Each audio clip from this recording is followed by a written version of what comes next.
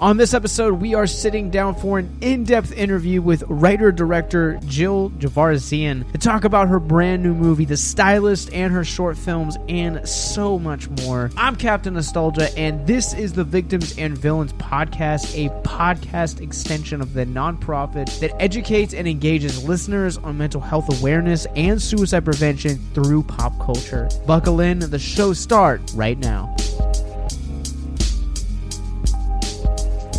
This is an episode that has been years in the making. I first heard of our guest on through a film festival that our friends from the Alamo Draft House in Winchester, Virginia, invited us to, and I'm actually gonna turn my camera on real quick. I want you to see something real quick. I got this in one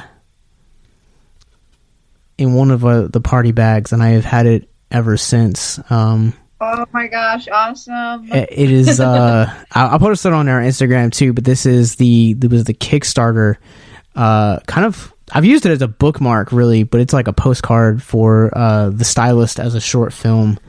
And I've used it ever since. I thoroughly look at this. I go back and forth between this bookmark and my Exorcist bookmark. So I've seen this image at least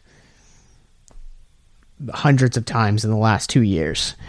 So when I got the offer to see The Stylist full-length film, which you guys can check out now on Arrow video service, and we'll talk about it a little bit more later in the episode, but also you guys can check out our spoiler-free review for The Stylist as well. Jill, thank you so much for taking time out and doing this interview. Thank you so much for having me. I think that's awesome that you have that art that you have on that postcard is, every horror fan knows, it's a Maniac homage, and it was done by my friend Lou Rasconi, which we did it for. It was like kind of to help promote the launch of the Kickstarter for the feature. And so I was reaching out to a lot of, people and film festivals that had really supported the short film. And one of those was, everyone at Alamo Winchester. So I reached out to Andy and was kind of trying to figure out if there's a way to help, to help promote the film or the Kickstarter itself. And he was so down to show the short, tell people about, put those in everyone's gift bags. It's things like that really made our campaign unique, and is I think why it ended up working. So that was so exciting and so cool to see that you still have it. Yeah, Andy's really good people. I remember when I posted my review for The Stylist out to all of our social medias, Andy had comments, and he was like, man, he's like, Jill is awesome people. So I was really excited more than anything else. I publicly tweeted out that I was really thankful that Andy had even put The Stylist on my radar, because I didn't know anything about the movie or the short film. I just was sold on this image. I was like, I don't know what this is, but this is content that I need to see. And at the time it was a short film, and so I'm really excited to talk more in depthly about the feature film process of it. But it starts out as a short, and this was not your first short.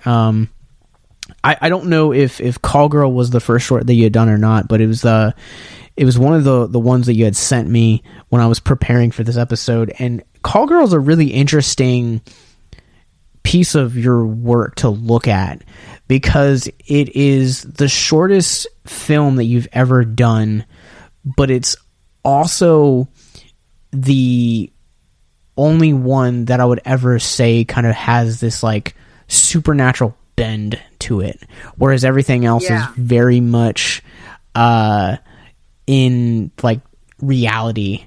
And so I'm wondering what was it about the end of that film? And I kind of want to leave it vague for people that haven't seen it. We'll provide links in the descriptions below, but what was it about kind of wanting to explore that area of the supernatural and the fantastical in this short film? Yeah, Call Girl was actually my directorial debut, like the first thing I ever attempted to do. Past, aside from when I was very young, making stuff on my dad's like giant VHS camcorder. But it was a script written by my friend Eric Havens, and I bet it's largely to do with the fact that I didn't write it, because I don't think I love supernatural horror and fantasy elements in horror, which kind of really is, I feel like, is a similar thing. But I think when I'm thinking as far as my own ideas in writing, it's just not as common that I think that way.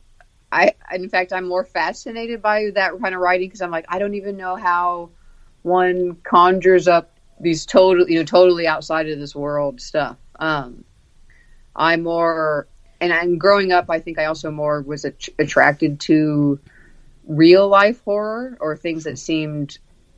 I definitely liked killer movies more than monster movies as a little kid. Not little kid, but when I first started watching them, which was a little too young. But I think it's that I really connect to emotional stories, so I tend to. But then I now as an adult realize that supernatural stuff can be just as emotional. Just depends on how you approach it. But I think it's really that it didn't come. The idea itself didn't come from my brain. So I'm thinking now back on anything that I've written, and does any of it have supernatural stuff in it? Not really. But I do love I love vampires and monsters and haunted stories. Like, I'm working on a lot of haunted stories, but they're written by other people. So maybe it's just harder for me personally to have that type of imagination. But I fell in love with Call Girl because I just love kind of the metaphor it stood for, that people and society look at sex workers as disposable and someone they can get away with taking advantage of because no one else cares about them or their rights. And in that film we flip that on its head. It's like a little revenge film about that kind of stuff. Yeah, and you do explore that a little bit later in another short film, 42 Counts, which we'll talk about in just a few minutes. But the premise of Call Girl is basically this guy is called a sex worker over to, have sex, and he's basically broadcasting the entire thing, and he's going to end up killing her, and then he finds out that, she's got that supernatural bend to her that we were talking about. And what's interesting about this in particular is this short film sets up a pattern that actually coincides over the next couple of short films for you. But this one in particular is really interesting to gauge and to look at because it's done completely with fisheye. And I don't think I've ever seen a movie, even a short film, that takes completely, is just all fisheye. And so what were some of the challenges when you're working with that type of very particular feel and look to it? It was our intention to try to make it look, like it is the webcam that we're, that's the perspective we're seeing. So we're kind of trying to put the audience in the seat of the other person on, the other side of this video chat that's happening. So I think we kind of made that decision maybe based on, even though I don't even honestly know why we put that fisheye on it. It's just a little, we did want it to have this grainy, older computer feel. But one of the most challenging things is that because we wanted it to feel like an actual video chat, it was kind of like approaching it like found footage. But even actually more than that, it's like film, like we wanted it to feel like it was happening as you're watching it, like it's live. So that made me realize that means it needs to feel like real time. We can't we can't edit it like a normal movie, like, time, like, you cut out hours of time between things that happen in normal films or days. And, we realized, okay, this is just basically going to be one continuous long shot. The challenge of that is then how do we, one of our actors needs special effects. Both of them need special effects makeup put on them halfway through the film. But we were like, but technically we need it to look like it never cuts. So we actually first shot it in 2 pieces. But we locked the camera down so it wouldn't move so that we could use visual effects to make that one cut seamless. We could, dissolve it, which actually is more challenging with fisheye, because if it's barely moved, that fisheye really changes the framing. So it actually was late into editing that we decided to, like put a lot of those cuts in there to make it feel like, like it's internet lagging, like the connection is lagging, which gave us then like the option to really start to change it in the edit, because otherwise we actually were going to put it together as one solid thing that was like 7 and 8 minutes long with no like internet lags. And honestly, it was boring as hell to watch, and we couldn't as filmmakers like add tension, because it just is what happens on screen. And so we started chopping sections in the middle out and realized we could make this look more like it really is happening live and your connection's buffering. But we've had issues of people not realize that's not in the film and think it's real buffering, which I think just means that it looks real. But it presented a lot of its own challenges, because in one way it seems easy because we're just doing this one angle. It's just like you set up the camera and we're done. But not moving the camera presents a million other challenges. Like basically when they all fall out of frame in the middle of the movie, we put all this makeup on and then start back up right there.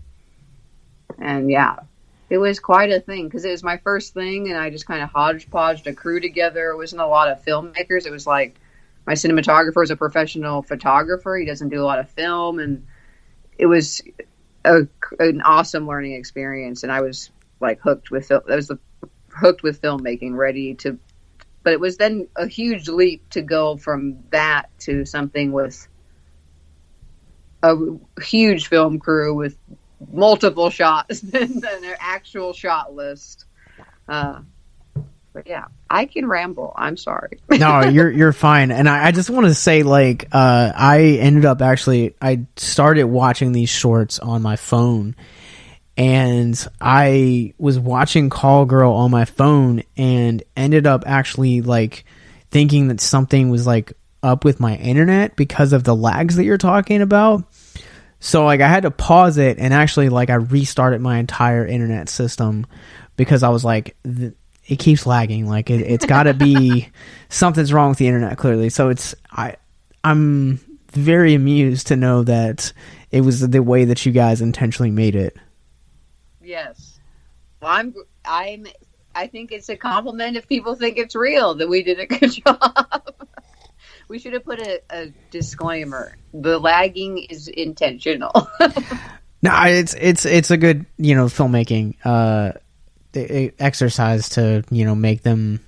It gives it a little bit more gravitas and weight, and the realism, so it makes the supernatural twist ending that you guys have in this movie all much more effective by giving it that real-time feel. Thank you. And so next you did 42 Counts, and 42 Counts is it starts off this like very like just normal kind of almost like Sex in the City conversation between two women, and it then just kind of like takes this like left turn and just thrusts you into this like very real system. And one of the things that I noticed about your short films with 42 Counts is the use of cameras and mirrors, and kind of how it's almost like you're challenging the audience to reflect upon themselves and what they're seeing. And that's something that I have really come to admire a lot about other filmmakers, especially in 2021, that are using things like social media or their platforms to kind of really challenge us as an audience to just grow, not just to watch a movie, but to kind of be challenged by that movie and what the film is trying to say. Yeah. With 42, I do love mirror work, and when we get the stylist, I can really go into it, because that to me just made sense to shoot through mirrors as much as possible, because a hairstylist kind of lives their whole life standing in front of a mirror and talking to people through mirrors, and it's just but with 42 was inspired by a true story here in Kansas City. Yep. And it was kind of a different route for us. It was like more like just a true crime little thriller, not horror at all. And that was kind of really why I wanted to explore it. I was trying to do something. It was challenging myself to find something that didn't have special effects in it, and it was just two people. And yeah, to me as a cinephile and as a horror just fanatic, I think that the most times for me personally, like, those stories that I'm watching that scare me the most are those that are based in reality. And I pulled the quote from the end of the video. It says, "Voyeurism is often taken less seriously than most sex crimes, although the victims can go through an identical emotional aftermath as a rape victim." And so 42 Counts basically tells the story, like you alluded to. It's based on a true story, and it's basically about these two girls that are being watched by a guy, and he finds out, and then I felt like there was so much more meat to this story, and I'll get to that in just a second. But I'm wondering, when you're challenging yourself, like, what were some of the, well, for, pun intended, what were some of the challenges that you had coming into the script, doing like the research and like interviewing people and try to get it as realistic as possible? Because 42 Counts kind of sets up the introduction of, the mental health effects of voyeurism on a peeping Tom victim, basically. When you were going through the writing process and the research process, how is it like to make sure that you really capture that as accurately as possible? Yeah, well, I guess I was really taken back by that story when I first heard it, because it happened here in Kansas City, where I'm from, at a tattoo shop, connected to a tattoo shop that I used to go to. And so I was kind of only a few degrees away from the story, and I've heard it from a friend before. I saw it in the news, someone who worked at that shop and was kind of part of discovering this like horrific situation. And I was most inspired by the idea, or just fascinated by the thought of how, and I'm not saying in a positive way, I mean, it's a horrifying thing to imagine what it would be like to discover that in your home, like that experience specifically, like that evening, like as you're slowly uncovering the situation, like what that would be like, and probably more of a state of shock than anything, because it's like you would like real, like, oh my God, how long have these been here? What has this person seen? What it's like so deep of a thing that goes for so long, like so far back. Like that's where it came from. I thought, what if we could make a short film about literally the experience of that first evening of discovering this thing, and to maybe show, like, to give attention to that, that it's not a small thing, but when I feel like it's treated generally like it is, and that the law hasn't caught up to those kind of crimes, because like the person that did this here in Kansas City, they were charged with 42 counts of invasion of privacy and didn't even serve like a year in jail. When if you read about people with this kind of voyeurism issue, it typically escalates with time. It normally isn't ever enough. Like first they start watching someone, that's not enough. They put more cameras in, that's not enough. It often becomes physical or violent at some point. And so I think that's what's scary is that of course you can't punish someone for what they might do, but the crime itself should be taken much more seriously than it just being like an invasion of privacy, whatever that even means.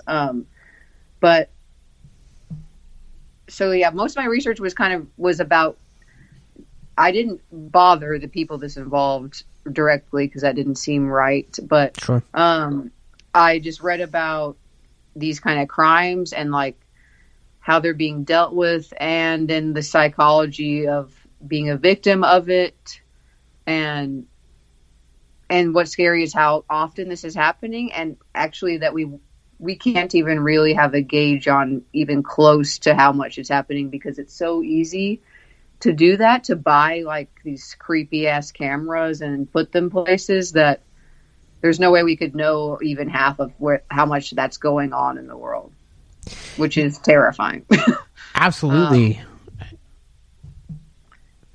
And in this real story, this person discovered a couple cameras in the kind of main part of their apartment that looked like smoke detectors, which I discovered by making the film that those were incredibly easy to get, including tons of things that look like other items that are in fact cameras.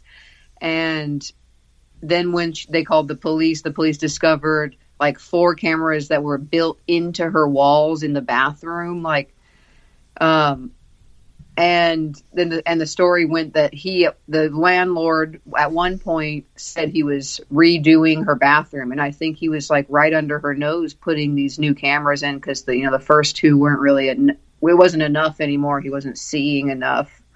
And just to also imagine that side of it is a terrifying thing to imagine, that the escalation of that, and actually going into this apartment and putting these cameras in the walls. I mean, it's a horrifying thing that I feel like is downplayed, which is why I thought it would possibly make an interesting short film.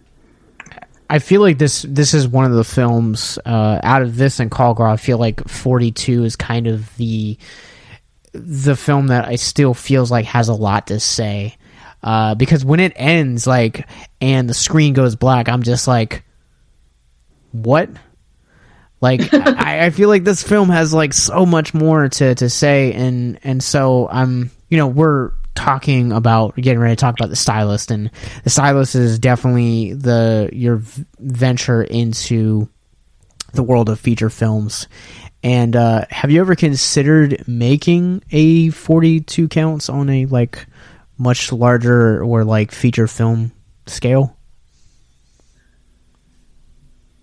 I haven't, only because for me it's just, that's really all I was trying to say with that. And to be my own worst critic, it's barely even a story. It's really kind of just like me trying to highlight an issue. It's not, to me, there's not really a story there, and I wouldn't want to exploit the true story. So to me, it's almost more like a narrative PSA in a way. No, that's totally understandable and respectable and commendable all in the same breath. And it does a very, very good job. It's very effective. I think that like I said, like the beginning is just it's a casual conversation that just turns the viewers like on their ear very quickly. Again, we'll have links in the description below, but 42 Counts is the first time that we get to meet a frequent collaborator of yours. She will go on to star in this one, 42 Counts, the next film, short film, The Stylist, which we're going to jump into, and then its feature-length counterpart, and that is Njara Townsend.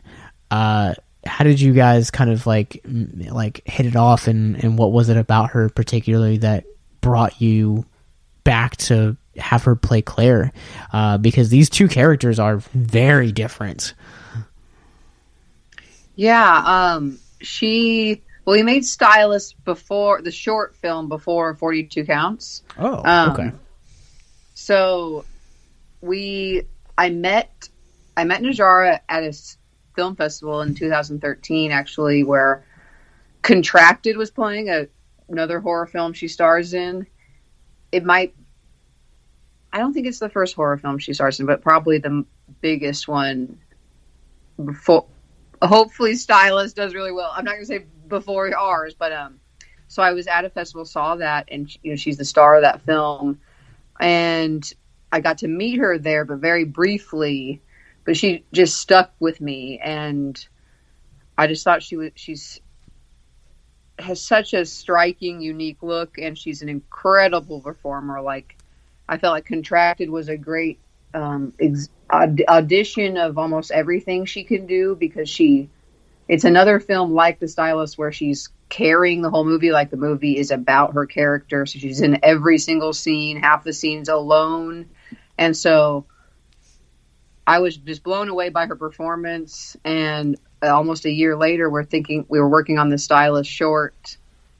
We're probably like 4 months out of shooting it. And she just kept coming to mind when I was thinking about Claire. But I wondered if I wanted someone a little more, I don't know how to say this sensitively, and I hate saying this, but I wanted someone a little more like just off, a little stranger looking. And I don't mean that I don't mean an ugly person, because I don't even know what that means, but like just someone a little more strange, or maybe that doesn't look like they fit in more, which I think a lot of that is styling a person, honestly. But when it came down to it, I was wondering if she was like, is she too gorgeous to be Claire, is the real question. And I realized like that's not what's important here. Like, this film is ultimately about someone's internal, like, mental, emotional battle. It's not about how they actually look. So to say that is projecting an idea I don't want to be a part of anyway. So I realized that shouldn't go into it. I'm not trying to find someone weird looking. I'm not trying to perpetuate that idea. So I sent her the script by way of connections in the film world, and she right away wanted to be part of it. And I think I told her then that, like, my goal was to turn it into a feature one day. But the feature took so long to make that's why we made 42 Counts in the meantime, and just we wanted to keep working together. And feature takes a very freaking long time to get off the ground, if it ever happens. Yeah, I have a lot of friends in the world of indie film, and you see all these like tabloids, like the Hollywood Reporter and the Wrap, and just constantly talking about how like these big studios are just producing these blockbusters left and right and all these stars. And then you get into the world of like independent filmmaking, and it's like maybe like 2 years is like a good time frame to like make a movie, because like you're constantly having to figure out ways for like financing, like schedules for like upwards of like 50 to 100 people, as far as like, because most people aren't doing this as their full length like job. It's like something that they're doing on the side as like a passion project. And so there's so many different variables that when it comes to the world of independent cinema that I think some people might not know about, all of the bells and whistles that you have to go through to get a project fully finished from start to finish. Yeah, because honestly, 2 years is like you're making a movie fast, because you'll normally spend like a year or more on a script before you even get it to a place where you would try to, quote, make it. And then when your script is ready, you're sending it out to trying to find your financing is the hardest thing. That's the phase that films sit in for like 5+ years. Like then once you actually are making it, that's going to take at least a year to actually make it once you've secured money. But normally kind of all of us filmmakers have like multiple projects just sitting in that hoping it finds financing phase. And I kind of feel like that's the game we play. You have to have a few out there in that world to hopefully, one will will find it. It's kind of like a game of odds at this point. Yeah. I'm so glad. Sorry, I didn't mean to cut you off. Why we were just like, we were playing that game with the stylist for a couple of years. And then finally I was just like, I'm done waiting. Like I was like, there was nothing that could have stopped my like drive at that point. I was like, I called my producers, like the main core from the short film, which is Sarah Sharp, our production designer, and Rob Stern, who shot the film. They're also like the main two producers with me, and then Najara Townsend. I was like, what do you guys think about doing a Kickstarter? We like try to do as much as we can there, and then we piece together the rest of the financing, with as we go. And because I'm done waiting for like some company to come along and like make our dreams come true. So that's what we did. I feel like otherwise everything else is just in the hands of chance. If you don't figure out how to do it yourself, it's just like, hopefully someday someone else wants to make this move, finance it. Otherwise you're just waiting for that yet to magically happen. If you or someone you know is listening to this podcast right now and you're struggling with suicide, addiction, self-harm, or depression, we encourage you guys to please reach out. This is the heartbeat of why we do what we do. Suicide is currently the 10th leading cause of death in the United States, and as of this recording, there are 132 suicides that take place each and every day on American soil. And when you scale back internationally, there are 800,000 successful suicides. That is one death roughly every 40 seconds. So if you or someone you know is struggling, you guys can go to victimsandvillains.net/hope. That resource is going to be right in the description wherever you guys are currently listening or streaming this. There you'll find resources that include the National Suicide Lifeline, which is 1-800-273-8255. You can also text HELP to 741-741. We also have a plethora of other resources, including churches, getting connected with counselors, LGBT resources like the Trevor Project, and also veteran hotline as well. Please, if you hear nothing else in the show, understand that you listening to this right now, have value and worth. We get it. Suicide, depression, mental health, these are hard topics, and the stigma around them doesn't make it any easier. But please consider the resources right in the descriptions below, wherever you guys are listening, because once again, you have value and you have worth. So please stay with us. Yeah, and I'm so glad that The Stylist is a film that like saw that vision that you had come to fruition from start to finish. And I'm going to put an official spoiler warning right here for The Stylist, because I feel like the answers to these questions could dip into some minor spoilers. So this is your official spoiler warning for The Stylist. That's fair. Since the movie's out now, I have to realize myself, like, oh, now we can start talking about it because people are going to see it. Like, the Q&As after movies that we can actually talk about everything. And I have to remember, and other times I'm like, wait, I shouldn't have said that yet. I'm so excited to like jump into this movie. This has been, I would say, probably within the top 3 films of this year that have like deeply impacted me. To like an emotional core. And I was so thrilled to go on this ride with Claire.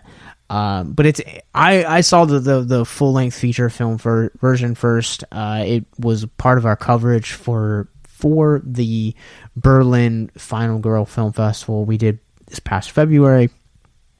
And watching the short film, I noticed a couple things that are different with how Claire's written in this, and maybe I'm reading too much into this. But before we start kind of talking about this, is the short film basically the opening scene to the movie?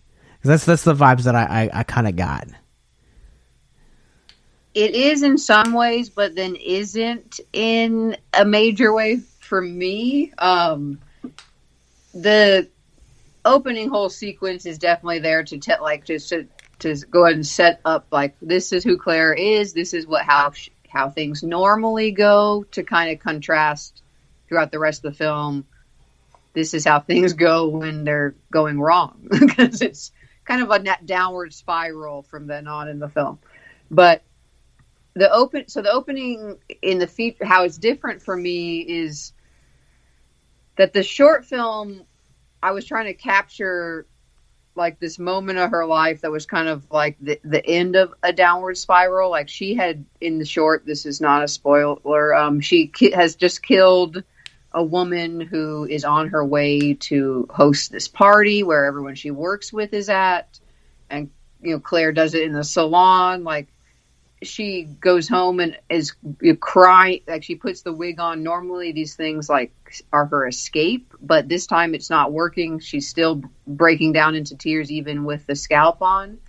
And so it's like, I know it's a 12-minute way of me trying to say something very big, but it was my attempt at saying, like, this is, like, if it were to carry on, the police are probably showing up here really soon, because she has clearly got away with this in the past, because there's scalps all over the room. But this time she made lots of very, like, destructive decisions that were going to end to her, like, self-sabotage, essentially. So to me, like, that the short is like a mini version of the end of the feature. It's like a very toned down version of that, because the feature to me is her, like, the second half of the movie is this downward spiral into like a self-sabotage. So it's emotionally supposed to feel like the end of the feature, but I do know, like, the whole thing, we even shoot the salon scene the same in the feature. The only difference being that when she's in the lair in the opening, you see her more so break down before she puts the scalp on. So it was our intention to show, like, that these scalps heal her in a way, they console her, and that's why she does it. And so, but later it stops working. So that's kind of, that's my very long explanation of the difference of the short and the feature, and also why the short doesn't actually exist within the world of the feature. Even though we do have the scalp make a cameo in it, the blonde scalp from the short, but, like, technically they can't exist in the same timelines, at least in my personal perspective. No, that makes sense, because there's almost kind of like two different versions of Claire that exist within these, in their own respective universes, whereas when you're exploring in the short, Claire has this very confident demeanor about her, and even there's a sequence where, so for those that may or not have seen it, like, Claire's way of kind of doing what she does with the scalping is she'll offer a client some wine, and she'll go ahead and, like, spike the wine, and then so when that sedative actually hits the victim that we meet in the short, her reaction is finally, and so with that you almost kind of have this more, like, anxious feel for the kill, and she's also, I feel like, a lot more calculated and like very smooth in this short, whereas in the feature-length film, the Claire that we meet in this very beginning and very much throughout, she's very quiet, she's much more timid, and it seems like she's kind of like unsure about why she's doing these scalpings, but like they're all also like an extension of who she is, or like who she's searching to be. And I'm wondering, like, when you were kind of like going with the into the feature length film, like why did you feel these changes were necessary to Claire's character?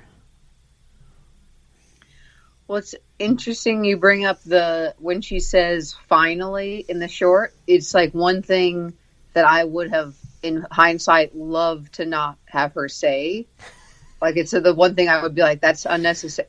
And to me, it's like I'm all about the show, don't tell, or, don't say. Like, we should be, as filmmakers, figure out how to visually say things without, over exposition, where you see you see characters in movies say like, they explain what's happening and it makes you feel stupid as a viewer. Like, I can figure that out. You don't have to literally say it out loud.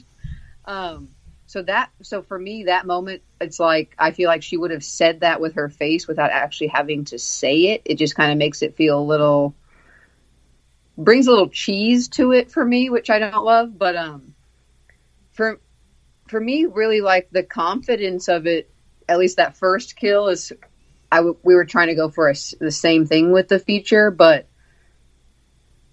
definitely making her more quiet, because to me, like, her looking in the mirror and saying finally just seems more like a typical killer line. Like, it's not her. And I never viewed her, as fucked up as this sounds, admittedly, as a blood hungry type of killer. Like, I view it as she sees these scalps as a way to escape her inner issues, which are like psychological and emotional, and it's her very extreme attempt at feeling what it's like to be someone else, which I view as an escape, like similar to an addiction, a drug addiction. It's like a compulsion she can't stop. And I feel like the kill is something she has to do to get what she thinks she needs.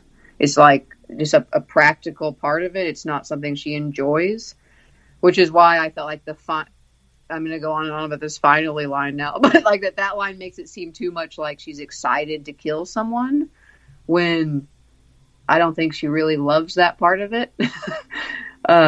So yeah, it's interesting, because one of the things we changed from the short that people might notice is, in the short, she has these scars on her neck that we see when she goes into her basement at home. Yep. And it kind of hints at like maybe something that happened to her in her past, and this trauma, and maybe it's something she's trying to hide. Like, she feels like it's an imperfection.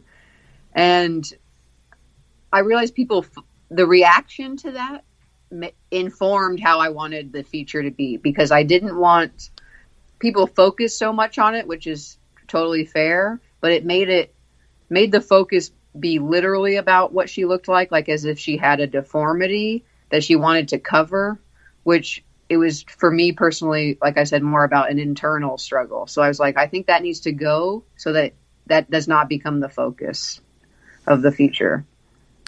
Yeah, I noticed that when I was watching it. To me, I kind of almost took it as like they look like burn scars, but it kind of, when you are watching Claire's journey in the feature film, it could also kind of be conceived that the Claire that we meet in the short is she's clearly has depression issues. And so I would, make that argument that here you have someone that used to burn themselves as a means of self-infliction, basically. Yeah. Self-harm. And that's how I took it when I watched it. So it stood kind of like almost in line with her character. And but there's a scene in particular that I wanted to talk about from the movie, and this is a middle of the road spoiler, but it doesn't matter because we're in spoiler territory.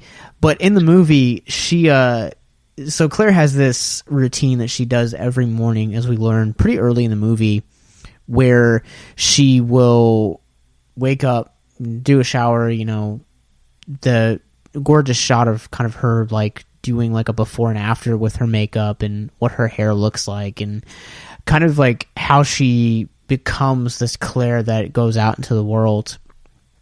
And part of that journey is stopping at a coffee shop. And it's like probably right after the bachelorette party, I want to say, she ends up actually going to the coffee shop to where she's a regular, to where she's friends with the barista or the owner of the shop, and you know, has her order memorized, and she actually ends up killing that particular barista. And to me, like, I took that as is like she doesn't necessarily like to kill, but like there's a part of her that, like you had said, like it's almost an addiction that has to be fulfilled, because that scene comes right after she's, I want to say, if I'm remembering the movie correctly, because it's been a couple weeks since I watched it, it comes right after the part of her spying on one of the bridesmaids, or after. I can't remember the exact order, but I'm curious if you can kind of talk about that scene in particular, because it seems really kind of out of character, but also in character for Claire at the same time. That scene is actually, it's right after Claire is at Olivia's home a little bit earlier in the film, where they have this very intimate conversation about their past and their family life. The idea with that following kill is, like, when Claire is with Olivia, she opens up to her in a way she maybe never has with anyone in her life. And it's like their conversation is interrupted. She leaves feeling like she has, like, totally fucked this situation up. Like, she's embarrassed herself. She has said way too much. She's ashamed of what she said. She's doing that thing that I feel like a lot of us can relate to, when you're kind of like beating yourself up for saying something and worrying about how you're going to be judged for it. And so it's this, like, extremely, for Claire, it's a very heightened thing. It's for us, it's maybe just like, I can't fucking believe I said it. For her, it's kind of like the end of the world to open up that much. And so she's feeling like completely out of control in that moment. And we actually, like, how that kill, like, came to be when we were writing it, was this idea of, you know, she's like so panicked, feels so out of control that she, like, needs that fix instantly. And that is a space where she feels in control. And then she knows at the end of it, she gets, like, her version of an escape from this horrible feeling. And so it was kind of like her being lost in this moment, and she is acting out of character. Like, normally she wouldn't kill, so that you're correct, I think, there, that she normally wouldn't kill someone that it's normally something that's planned out and very meticulous, that's weeks ahead, that she knows she's not going to get caught. She's thought it all through. And this is clearly not the case in that situation. It's like completely reacting to emotions and just needing to do that again. And then it going horrifically wrong is kind of connected to when she's there. She's all setting up for it. And then Olivia texts her and is like, it was great. And she invites her to the bachelorette party. And that really then like throws a wrench in Claire's head, because she's like, so things are fine. Like, I didn't need to react this way, but here I already am in the middle of this act. And so then it goes very, very south.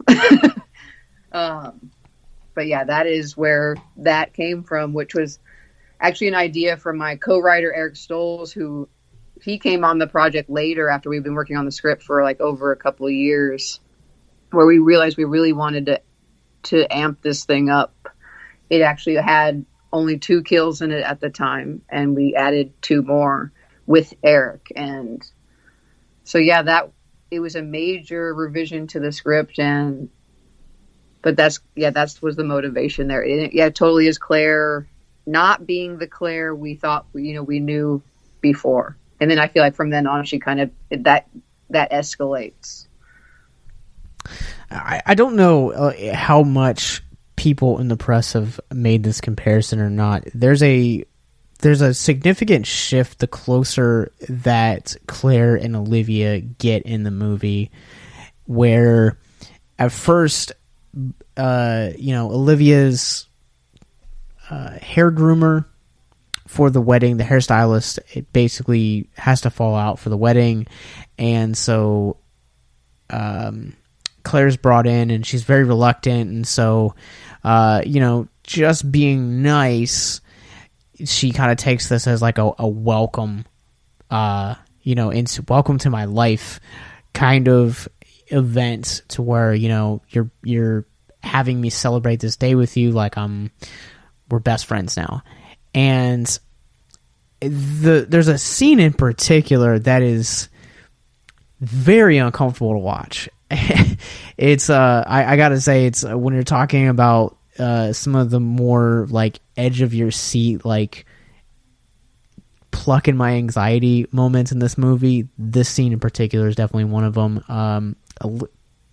Claire sneaks into Olivia's home and actually like puts on Olivia's like nightgown, it's like sexy lingerie, and then masturbates with a vibrator of Olivia's.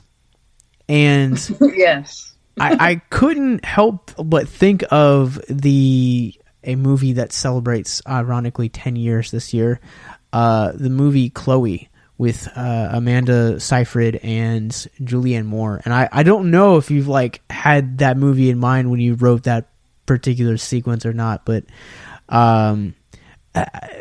that sequence was kind of like a turning point for Claire's obsession with Olivia. And how important was that particular sequence to the overall story for where you guys wanted to take Claire throughout the duration of this movie? That is quite a uncomfortable moment in the movie, and I've been excited when anyone even will ask me about it, because it hasn't happened very much yet. The motivation for that scene was kind of me thinking about what's another way to like to level up, to intensify this this obsession that's growing within Claire, like another scene or sequence that would express that wasn't another kill, or just like and it wasn't just about like bringing up that, it was also like another exciting like tent pole kind of moment in the movie, like a thrilling moment where I never wanted it to be a slasher, like straight up, even though I know people can call it that still, and it has a lot of influence from those kind of movies, but it's not like a 8 plus 20 people body count kind of film. And so it came from starting there, like what is a way to really make this obsession show how kind of just how delusional it's become, how disturbing it is. And then this is funny to me to say out loud, but it's like from my perspective, I always grew up loving like very confrontational art that makes you uncomfortable to watch, and because it makes you think like, why am I uncomfortable? What does this mean? I love things that make you really think deeply, and things that aren't easy to just digest. So it all kind of came from there, and I knew that the scene itself would be easy to be read in many ways, and that people would not always understand what we were trying to say, but we also try to keep this film open enough to be interpreted in different ways. I never wanted it to be, that's why we also don't like lay out Claire's background word for word, so that you can have your own interpretation of it, but I knew people might look at it and think, she's in love with Olivia, but it was really this a very extreme attempt at trying to feel how Olivia actually feels in that sort of a moment. Because I don't actually personally view Claire as much of a sexual person or a character. Like, she's very repressed in that matter, maybe doesn't even really know how she feels or where she stands. And so it was really this very extreme way of her trying to feel what Olivia feels. And I was excited to do this scene that I knew was going to be a very, I was also very clear, like, this isn't uncomfortable because masturbation's uncomfortable like that. That's something that's a normal thing that no one should think is weird, of course, but this specific situation, obviously very strange. And I was, the crazy person in me was excited about making people very uncomfortable. It was quite a scene to approach, and we treated it like very sensitively, and sure, wanted it to also be like represented the right way. Like, this isn't a sexy moment. Naturally, it will kind of be, but like, we weren't trying to shoot it with that sort of, like, perspective. Like, this, we're not trying to make it sexy. It's more a very uncomfortable, a very lost person trying to do something very extreme that is not, normal. How would you guys like to help us get mental health resources into schools, conventions, and other events? Well, now you can. Simply go to patreon.com/victims and villains for as little as $1 a month. You guys can help us get mental health resources into current and upcoming generations, educate and break down stigma surrounding mental health, suicide, and depression. And you get exclusive content that you can't get anywhere else. And you guys can tell us which Nicolas Cage movie you want us to cover, and we'll do it. All it takes to get started is to go to patreon.com/victims and villains, or simply click the link in the episode description wherever you guys are currently listening or streaming this episode. Pick your tier and get started today. Yes, it's that simple. So quickly select the tier that you want and help us get hope into the hands of the depressed and the suicidal today.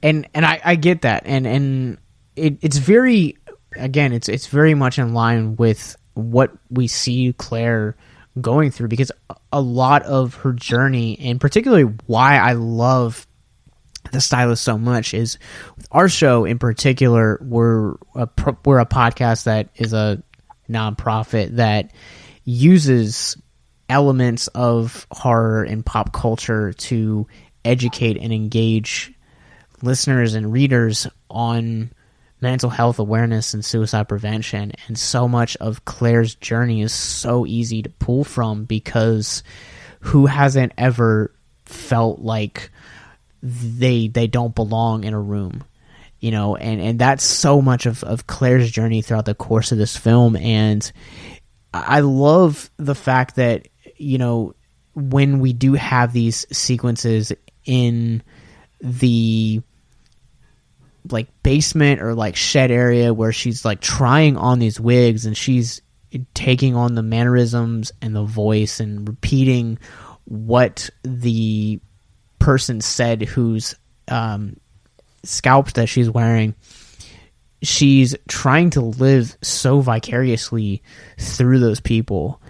And at that moment, the way that you're talking about the particular Olivia scene, for as uncomfortable as it is, like it's her, once again, like it said, like trying to better understand how it feels to be Olivia, because it almost feels like she feels numb at being Claire, because there are times and there are moments in the film where Claire does smile, but it's very hard when she smiles, and it's not like a natural inflection of her, and it's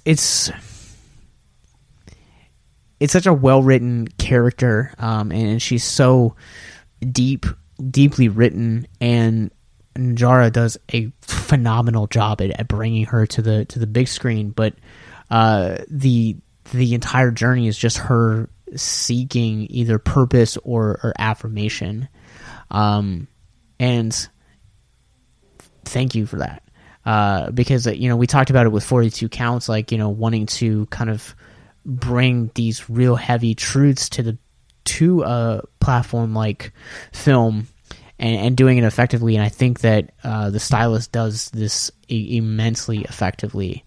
And I'm just gonna leave it at that until we get into the ending.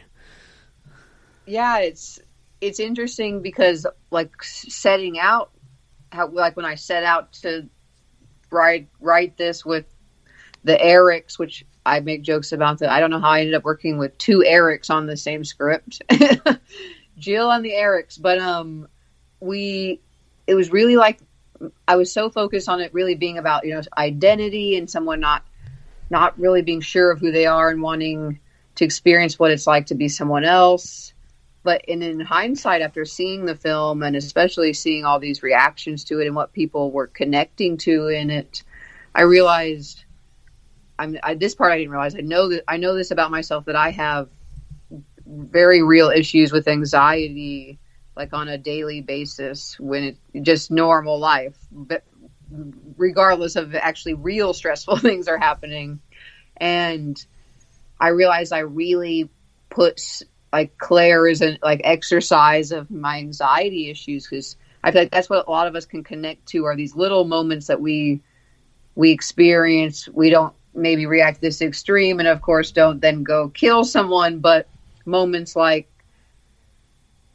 beating ourselves up for what we said to someone, or that staring at your phone waiting for a reaction from somebody, all these sorts of social anxieties that we all, I think, all kind of deal with on different levels. But it was honestly exciting to see from other people's reactions that they connected to that too, and it made me realize I had put even a more personal part of myself in her, and it was a subconscious thing. But of course in hindsight I'm of course that's what that is. But yeah, which is why I always wanted. I know Claire is someone that you feel conflicted about, because she's sympathetic, but we're also not trying to excuse what she's done to others. That definitely doesn't excuse it, just because there are reasons for why things happen, but that doesn't null that you ended someone's life. I just went on a full circle there. Oh, don't feel bad. I kind of fanboyed out a little bit talking about this movie, and it's ironic because I recently gave one of our writers crap for doing it on here. Not mean, but just giving him a hard time. But no, this is a movie that I was definitely looking forward to, and I remember before I started the movie, I was like, please let my anticipation be met with one of the best movies I've seen this year, and it was by far. It's now, because that anticipation is scary, because I know what it's like even as a fan of horror. I'm when you're really excited about something, that hype can be. I almost avoid trailers and anything anymore, because Same. it sets you up to think something so specific that it's such a great experience just to watch something and have literally no idea what the hell you're about to watch, and no preconceived idea this is. But of course I understand, I am I promote the crap out of this film for the last forever, since the short film came out, actually 5 years ago now. So it was even more nerve-wracking. Actually, just recently we were able to show the film here in Kansas City, finally in person, to a very limited crowd, but still in person. So I got to see it with like a chunk of my hometown, which is kind of more nerve-wracking because they've been hearing about it for so long, and I feel like there's extra anticipation, about it. But it's been such a freaking awesome experience, like the whole, from making it to sharing it with people. And yeah, I'm so happy for you, and I'm thrilled to finally bring you on the podcast to talk about it. And I gotta talk about this ending, which just has the sickest and gnarliest slow burn effect that I think that, from horror fans, like, it's kind of something that some people might see coming, but it's like this like haunting image that's like offset by just beautiful imagery that's surrounding it. So the ending is the wedding. It's the day of the wedding, and Claire is there to do Olivia's hair, and she does the flower girl's hair, and they go out, and the wedding starts, and here comes the bride, but it's not the bride. It's a veiled Claire with Olivia's hair and veil on her head in the wedding dress. And I love the camera angle that you were able to capture with that particular shot, because it's like you see the groom's reaction, and you can kind of like, you're kind of like, is it Claire? Is it Olivia? Like, because it's captured and it's framed just right. And then Claire slowly starts to turn out to the congregation, and you just kind of see the reactions of everybody, and you're just kind of left with this image of a broken, crying Claire in this beautiful attire. And I feel like it just captures so much of the film and the thematic elements that you're able to capture in this movie incredibly well. And was this always the ending that you had envisioned for Claire and Olivia's relationship? And did you imagine it kind of being this like garden of beauty, and right in the middle of the bouquet you have this like deadly, horrifying vision? Hell yes. I was so excited about this ending. Well, I feel like it was, we started writing the script like right after we shot the short film, but kind of first started with just like, what is the general idea for this? We really didn't have much going on at that point. It was like a year later where we hadn't been working on it, and the short had come out, and I don't remember exactly when it was, but that ending like came to me. I was like, oh my God, it's a wedding scene. She's wearing the bride's hair. This is like going to give me selfishly all the dream things I want out of this ending, which was like, I always wanted it to be a tragedy. Like, William Shakespeare's Romeo and Juliet is one of my favorite stories, screenplays. Also, Baz Luhrmann's version of it that came out in the 90s with Claire Danes and Leonardo DiCaprio is like one of the most influential films on me in my life. So I always wanted to make a tragic film that had this, like, it had everything I wanted. It was going to end in a church and have this like really gothic candles everywhere, flowers everywhere. Like, we could decorate it to the nines, have it be this like very theatrical, over the top, emotional ending. Was like everything I wanted it to be. So I knew as like this, like a wedding setting gives me like all of my dream things for an ending.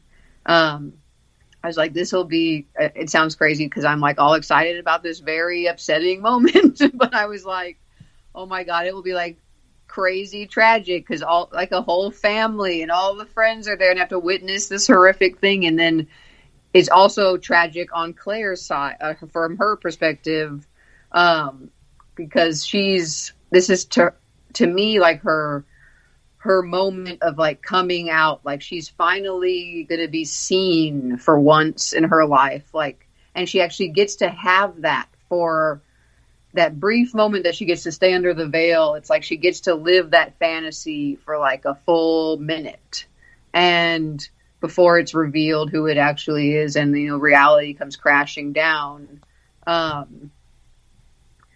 It was kind of this idea of like a suicide in a sense, like somewhere deep down Claire knows this isn't going to last longer than a few minutes, and that this is like the end for her. She's not only coming out and being someone else for the first time in front of people, she's also outing herself as what she is, and there's no way this is going to go anywhere but bad. And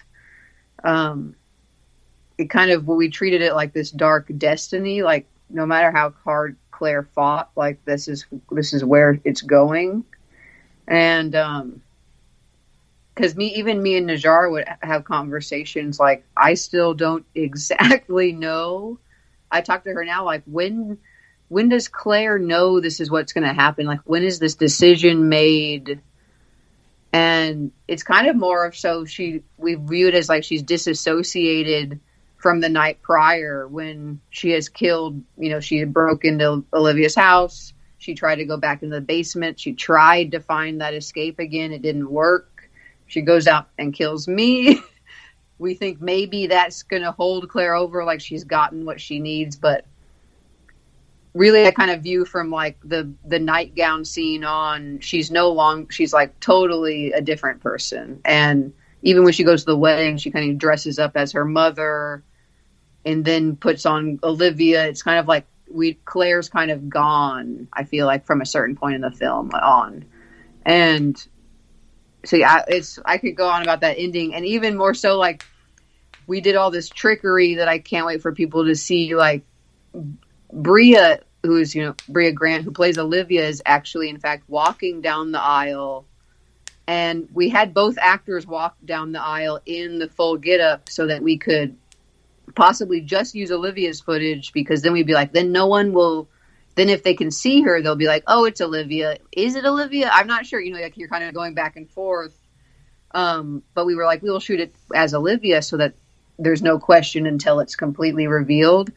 But we actually, if you pay attention, like this, like the walk down the aisle, we flip between them. It's like, it's Olivia first, and then it's Claire, and then it's back to Olivia. And when she gets to the front, our editor can do all kinds of great visual effects. So like, even when the veil's coming up, the bottom half of her face that you're seeing is Olivia, but behind the veil is Claire. Like, it's, and we even flashed to Olivia, at one point after the reveal, but with the blood on her head, just to kind of confuse our audience, which all of that was an idea that came when we went to that church only a couple of weeks before we shot. Because my production designer, Sarah, she was like, what if we have, Bria walk down just so no one's like, it's not spoiled before it's fully revealed. And I was like, well, you just gave me crazy ideas. We're shooting both of them going down, and then we can start playing with this, like, what's even really happening type thing in the edit. And especially since we never show Olivia dead. We thought, some people could interpret it as like we've gone into a dreamlike state now. Not that I was trying to say, but I was like, it'd be cool if it was maybe even interpreted that way. And, but yeah, I was just so excited about this moment that was just horrifically upsetting. And I know how morbid that sounds now, because I'm actually a very hopeful person. I don't believe everything's horrible and sad. I promise. Hey, that's something that I didn't pick up on watching this, and watching it, and so I'm excited to kind of watch it now again with new lens and get to see that trickery. That's an awesome behind the scenes tidbit. And I feel like something to give all the compliments to is the actor who plays Charlie, Olivia's husband, Davis Durock. He has to react to this very horrific, shocking thing that even when him and I discussed like how do we do this, I didn't have an exact I didn't have the answer for him. We kind of just had to work through it and think like, I don't know anyone that's experienced this exact thing, so we didn't have a real example. It's kind of like, how does one react to something, that would be that shocking? Like, I feel like when you first see something like that, there's no way you would register what's happened, because you don't know that the hairstylist is a killer and that she scalps people. So it would be like this, I don't even know, but I just knew that that his reaction, it was kind of like the whole film hinged on that moment. Like if that reaction wasn't believable, I knew it would go into like a campy, funny territory. Like it could become cheesy with the wrong reaction. And that's not an easy thing, to react to and look natural. Because like I said, I don't even know do any of us know what the real reaction to something like that would be? And especially at first, once you realize it, you'd be like, holy shit, like freaking out. But at first it's like, what's going on? So as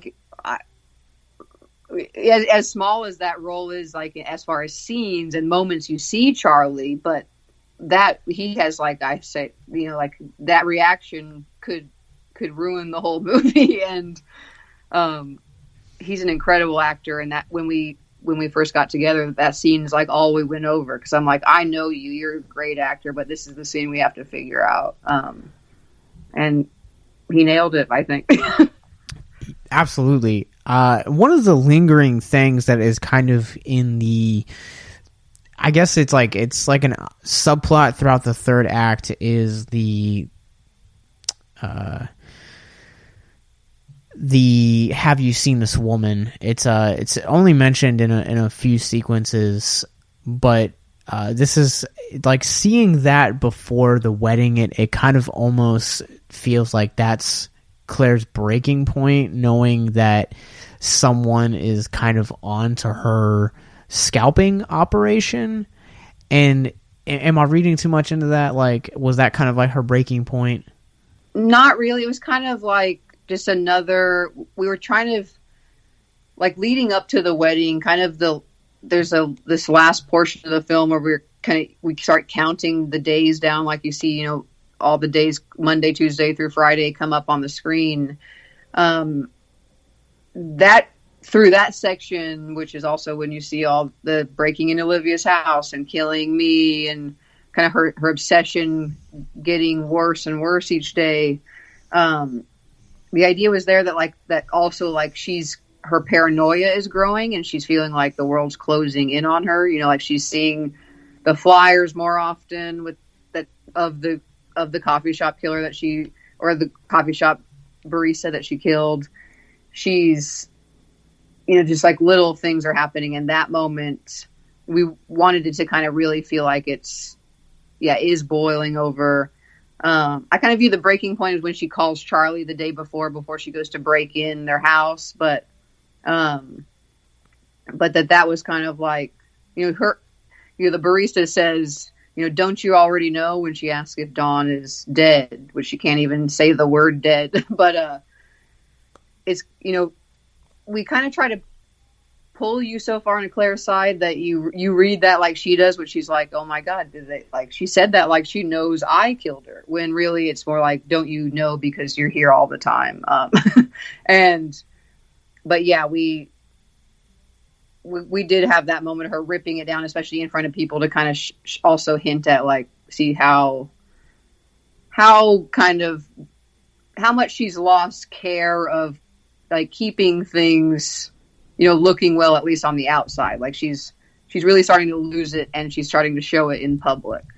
Man, I cannot recommend you guys check out this movie enough. If you guys have made it through us spoiling the ending, hopefully you guys have seen it. And if you guys have seen it, please let us know what you guys thought, and let Jill know what you thought of her movie.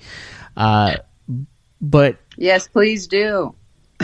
So the movie, it's not been, won't go there, because I don't know if you can talk about it or not. So where can people find you online? Because they can find the movie Stylist right now on the streaming service for Arrow, but where can people find you online?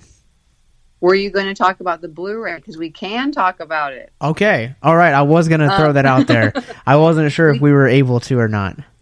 We don't have a release date exactly, but we have announced that in June the Blu-ray will be coming out via Arrow Video as well, which any Arrow fan knows it's going to be freaking awesome. And especially the first release of it will be extra packed. I wish I could talk about the special features, which a lot of them you'll be able to see, I guess, right now, on Arrow Player, the streaming service, which is one of the things I love about them because, we all love those features. And it's been common that the only way to watch those is on a physical release. So it's cool that a good portion of ours will also be on the player. But, of course, we're keeping some exclusives for the Blu-ray. Where can you find me? That was where we first started with this question. That's all good. I wasn't sure if, I know filmmakers and studios, there are things that, you can tell us off records, and I wasn't sure if... So, it's exciting to hear. I can't tell you how excited, I'm my own fan girl. I'm dying to, see the physical version in person when it's ready. But, honestly, we couldn't have ended up with a more dream distributor for this film. And as a first-time feature filmmaker, I feel like I'm getting spoiled to death by this experience because Arrow really, they welcome us in, and we're a team, really making all the decisions for the film, and they care about the vision that we intended as much as we do, and that means everything to us. And so, holy crap. I just keep getting exciting emails from them about all the stuff we're working on, and I can't wait to share it with everybody. But you can find me at Jill6 with 2 X's pretty much on all the social medias, and then also the film at the-stylist film. And I love to read the reactions. You can hashtag the film, or we kind of made this iconic line in the film. It became a joke in the short when the character who's about to get killed said, "What the fuck, Claire?" We brought it back in the feature, and so we've kind of made that a hashtag too. So use WTF Claire as well if you would like. But yeah, even bad reactions, I love them all. I love honesty, so bring it. Tell us what you think. Well, the film is it's nearing its end of its festival run. Like we said, it's going to be playing and streaming right now on Arrow Player. It'll be it's $4.99 a month, and it's Arrow. It's well worth your money. But it currently stands at a 100% right now on Rotten Tomatoes. If this tells you anything about how good this movie is, seriously, go check it out. It's a incredible film. But you guys can follow me and my film journey on Letterboxd, and it's at Captain Nostalgia, and we're simultaneously doing it on our Instagram as well.